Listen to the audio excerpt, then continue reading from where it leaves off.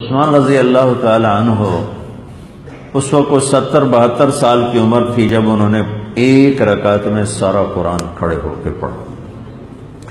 تو اللہ نے ہمیں مسجد دی، نماز بڑی خوبصورت دی، نماز میں تلاوت دی، اور مسجد سے پوری امت کو جوڑ دیا۔ ساری امت کو اللہ تعالیٰ نے مسجد کے ساتھ جوڑ دیا۔ اللہ نے جب اس دنیا کو پیدا کیا تو پہلے آپ مسجد بنائی، اور جب دنیا کو تباہ کرے گا تو پہلے مسجد کو گرائے گا۔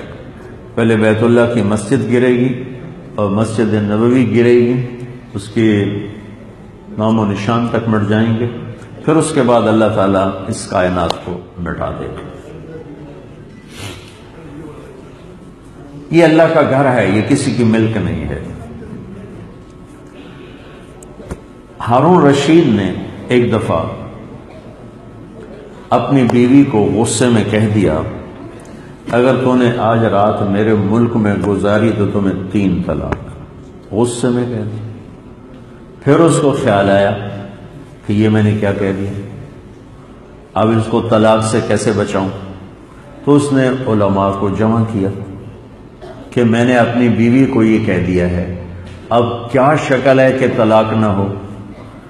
تو کاش ایک ہی شکل ہے کہ تیرے ملک سے نکل جائے، پھر ہی طلاق سے بچے گی۔ اور اس کا ملک تو کراچی بھی تھا، میرا ضلع ملتان بھی تھا، بپال پور کشمیر تک کوئی ہوائی جہاز ہے نہیں کہ اٹھا کے دلی پہنچا دو، تو لہذا اس کو تو اندھیرا نظر آیا چاروں طرف کہ اب یہ کیا ہوگا۔ تو وہ کہنے لگا، کوئی ابو حنیفہ کے شاگردوں میں ہے، تو قاضی ابو یوسف رحمۃ اللہ علیہ غیر معلوم سی شخصیت تھے،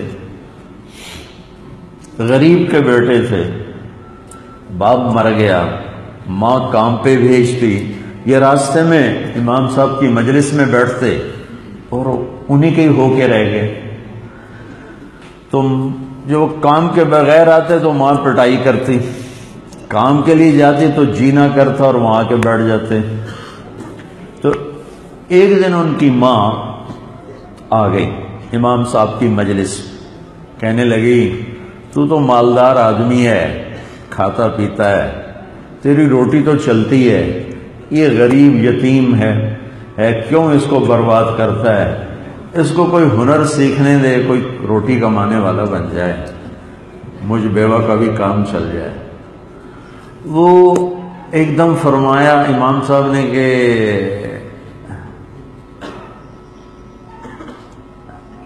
میں تو تیرے بیٹے کو دیکھ رہا ہوں،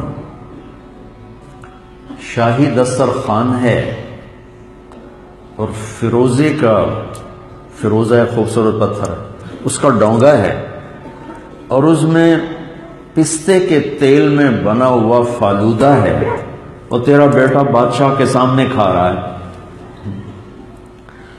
وہ کہنے لگی، انک شیخ قد خرفت، عمر تیری زیادہ ہو گئی ہے تو اس لیے بیکی باتیں کرتا ہے، تو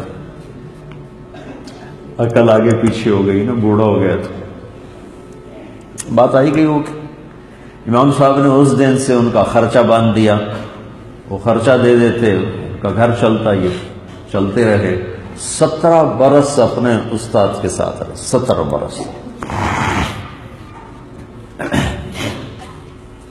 اب یہ واقعہ پیش آ گیا۔ اس سے پہلے ایک واقعہ پیش آتا ہے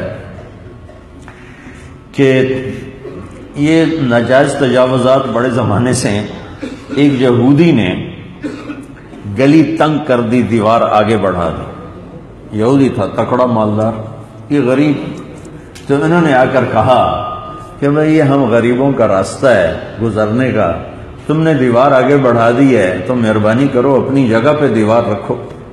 تو اس نے آگے بڑے تکبر سے کہا، جس دن تو پالکی میں بیٹھ کر آئے گا تو میں دیوار اپنی پیچھے ہٹا دوں گا۔ تو غریب آدمی تو جو پالکی اس وقت ایک بڑی سواری سمجھی جاتی تھی جسے غلام اٹھاتے تھے، غریب دھوبی کا بچہ یہ کہاں سے پالکی۔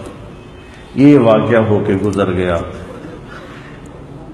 ہارون والا قصہ پیش آ گیا، تو وہ پوچھتا ہے کہ ابو حنیفہ کے شاگردوں میں کوئی ہے؟ انہوں نے کہا ہاں ایک ہے، یعقوب، وہ بلاؤ۔ ابو یوسف رحمۃ اللہ علیہ آ گئے، علماء کی مجلس اسی طرح قائم ہے۔ ہارون پوچھتا ہے کہ میں نے اپنی بیوی سے یوں کہا ہے کہ اگر تو نے آج رات میرے ملک میں گزاری تو تمہیں 3 طلاق، تو کوئی راستہ ہے کہ یہ طلاق نہ ہو؟ تو امام صاحب نے بغیر سوچے فرمایا ہاں، رات مسجد میں گزارے طلاق نہیں پڑے گی۔ تو سارے علماء نے ایسے سوالیہ نظروں سے دیکھا کہ کیسے نہیں پڑے گی، تو امام صاحب نے فوراً یہ آیت پڑھی وَأَنَّ الْمَسَاجِدَ لِلَّهِ وَأَنَّ الْمَسَاجِدَ لِلَّهِ، مسجدیں اللہ کی ہیں، ہارون کی حکومت سے باہر۔ تو اس کی جان میں جان، علماء نے بھی اس استدلال کو تسلیم کیا، رد نہیں کیا کہ نہیں نہیں نہیں یہ غلط، سب نے تسلیم کیا کہ ابو یوسف صحیح جگہ پہنچے۔ تو اس نے بیگم کے لیے وہاں رات شب گزاری کا انتظام کیا اور ساتھ ہی حکم دیا کہ 1,00,000 درہم نقد ہدیہ دیا جائے اور پرچہ لاؤ۔ پرچہ تحریر لکھی کہ آج کے بعد ابو یوسف عباسی سلطنت کے چیف جسٹس بنا دیے جائیں۔ تو چیف جسٹس کا عہدہ خلافت کے دور میں صرف ایک آدمی کو ملا اور اس کے بعد نہ یہ عہدہ باقی رہا نہ ویسا کوئی انسان آیا۔ جب یہ چلنے لگے گھر تو فرمایا نے ہارون نے کہا ٹھہرو ٹھہرو، پالکی لاؤ، پالکی۔ پالکی آ گئے، کہ ان کو پالکی میں بٹھا کے غلام اٹھا کے لے جائیں۔ غلام اٹھا کے لے جا رہے ہیں، جب اپنی گلی کے کنارے پر آئے تو کہنے لگے پالکی یہاں رکھ دو، پالکی یہاں رکھ، پالکی رکھ دو۔ کہ وہ یہودی کو بلاؤ۔ وہ کیا یہودی کو بلا کے لائے، دیکھا تو ابو یوسف پالکی میں بیٹھے، کہ دیکھ لیا میں پالکی میں آ گیا ہوں نا، اب ہمارا راستہ کھلا کر دو۔ میں کہا میں کھلا کر دیتا ہوں۔